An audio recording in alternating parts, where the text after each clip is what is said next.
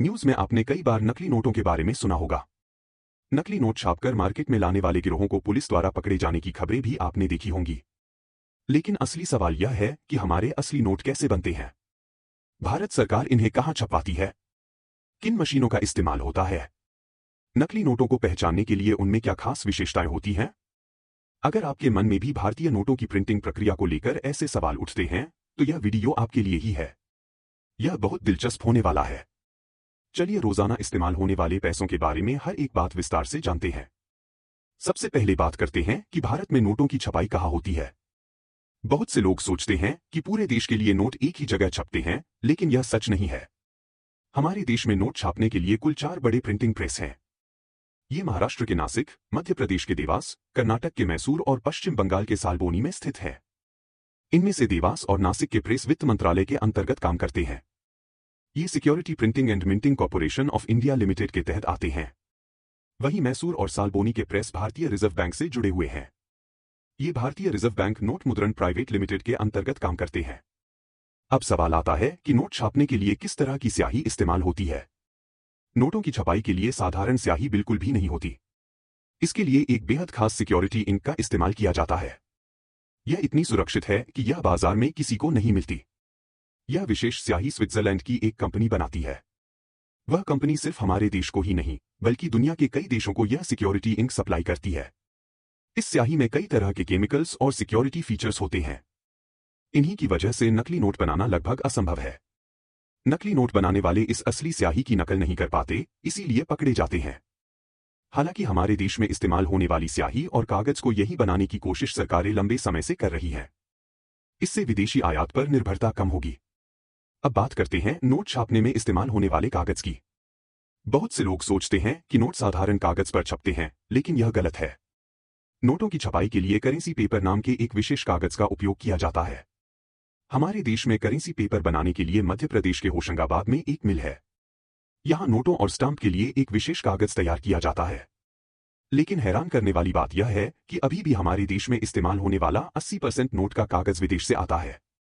Reserve bank के आंकड़ों के अनुसार यह कागज जापान और यूनाइटेड किंगडम जैसे बड़े देशों से आयात किया जाता है। इसीलिए भारत इस मामले में आत्मनिर्भर बनने की कोशिश लंबे समय से कर रहा है। अब इतिहास की बात करें तो दुनिया में सबसे पहले बैंक नोट जारी करने की शुरुआत बैंक ऑफ इंग्लैंड ने की थी। हमारे देश में नोटों की छपाई की बात करें तो 1862 में ब्रिटिश काल में भारतीय नोटों की शुरुआत हुई। इसके बाद 1920 के दशक में ब्रिटिश सरकार ने हमारे देश में ही नोटों की छपाई शुरू करने का फैसला किया। अब हम नोटों के बारे में इतनी बातें कर रहे हैं तो एक सवाल मन में आता है, एक नोट छापने में कितना खर्च आता है? सुनने में यह सवाल थोड़ा अजीब लगे, लेकिन एक नोट छापने में उसकी कीमत जितना खर्च नहीं आता। उदाहरण के तौर पर 2018 में एक 2000 रुपए का नोट छापने में लगभग 4 रुपए 18 पैसे खर्च होते थे। बाद में यह खर्च घटकर 3 रुपए 53 पैसे रह गया। यानी सरकार मात्र कुछ रुपए खर्च करके हजारों रुपए के नोट बना लेती है। लेकिन यहां एक दिलचस्प बात यह है कि कभी कभी 10 रुपए का नोट छापने में ज्यादा खर्च आता है। क्योंकि छोटे नोट जल्दी खराब हो जाते हैं, इसलिए उन्हें बार बार बदलना पड़ता है। इसीलिए छोटे नोटों की छपाई और रखरखाव का खर्च ज्यादा होता है। पुराने 500 रुपए के नोट छापने में लगभग 3 रुपए 9 पैसे खर्च आता था। लेकिन अब नए नोटों की छपाई का खर्च पहले से थोड़ा कम हो गया है। अब थोड़ी बात सिक्कों की भी करते हैं। हमारे देश में सिक्के बनाने का काम 4 बड़े मिंट्स में होता है। मिंट यानी वह जगह जहां पैसे बनाए जाते हैं। ये मुंबई, हैदराबाद, नोएडा और कोलकाता में है। इन जगहों पर अलग अलग धातुओं से सिक्के बनाए जाते हैं। रिजर्व बैंक एक्ट की धारा 38 के अनुसार सिक्कों को चलन में लाने की जिम्मेदारी आरबीआई की है। कौन सा सिक्का बाजार में चलेगा, कौन सा बंद होगा, यह फैसला भी आरबीआई का ही होता है। करेंसी की बात करते समय आपने बैंक नोट शब्द जरूर सुना होगा। क्या आप जानते हैं बैंक नोट का मतलब क्या होता है? भारतीय रिजर्व बैंक द्वारा जारी किए गए नोटों को बैंक नोट कहते हैं। 2000 रुपए, 500 रुपए, 200 रुपए, 1000 रुपए, 50 रुपए, 20 रुपए और 10 रुपए के नोट इसी श्रेणी में आते हैं। इन सभी नोटों पर आरबीआई गवर्नर का हस्ताक्षर होता है। लेकिन 1 रुपया का नोट थोड़ा अलग होता है। यह नोट भारत सरकार जारी करती है और इस पर वित्त सचिव के हस्ताक्षर होते हैं। इसके अलावा पहले चलने वाले 2 रुपए और 5 रुपए के नोट अब बाजार से लगभग गायब हो चुके हैं। इनकी छपाई और रखरखाव का खर्च इनकी कीमत से ज्यादा होना ही इसकी मुख्य वजह है। अब समझते हैं कि नोटों की छपाई की प्रक्रिया कैसे होती है। विदेश से या देश में तैयार करेंसी पेपर जैसे ही प्रिंटिंग प्रेस पहुंचता है, पहले उसे बड़ी बड़ी मशीनों में डाला जाता है। इन मशीनों में नोटों की प्रारंभिक छपाई होती है। इसके बाद एक बेहद जरूरी प्रक्रिया होती है, क्वालिटी चेक। कौन सा नोट सही छपा है और कौन सा खराब हुआ है, यह मशीनें खुद जांचती हैं। सही नोटों को अगली प्रक्रिया के लिए भेजा जाता है। खराब नोटों को अलग कर दिया जाता है। इसके बाद नोटों पर सीरियल नंबर छापे जाते हैं। यह नंबर हर नोट को एक अलग पहचान देता है। दुनिया में कोई भी दो नोटों का एक जैसा नंबर नहीं होता। यह पूरी प्रक्रिया पूरी होने के बाद छपाई सही है या नहीं, यह जांचने के लिए कुछ नोटों को रैंडमली उठाकर फिर से जांचा जाता है। अब सवाल आता है कि छपाई में खराब हुए नोटों का क्या किया जाता है। उन नोटों को पूरी तरह नष्ट कर दिया जाता है ताकि वे कभी बाजार में न आ सकें।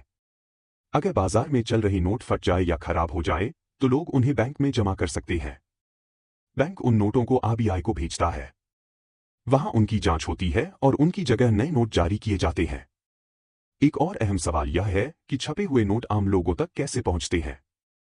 छपाई पूरी होने के बाद नोटों को आरबीआई के विभिन्न क्षेत्रीय कार्यालयों में भेजा जाता है। वहां से वे नोट देश भर के सभी बैंकों तक पहुंचाए जाते हैं। इसके बाद बैंक उन्हें एटीएम और कैश काउंटर के जरिए आम जनता तक पहुंचाते हैं।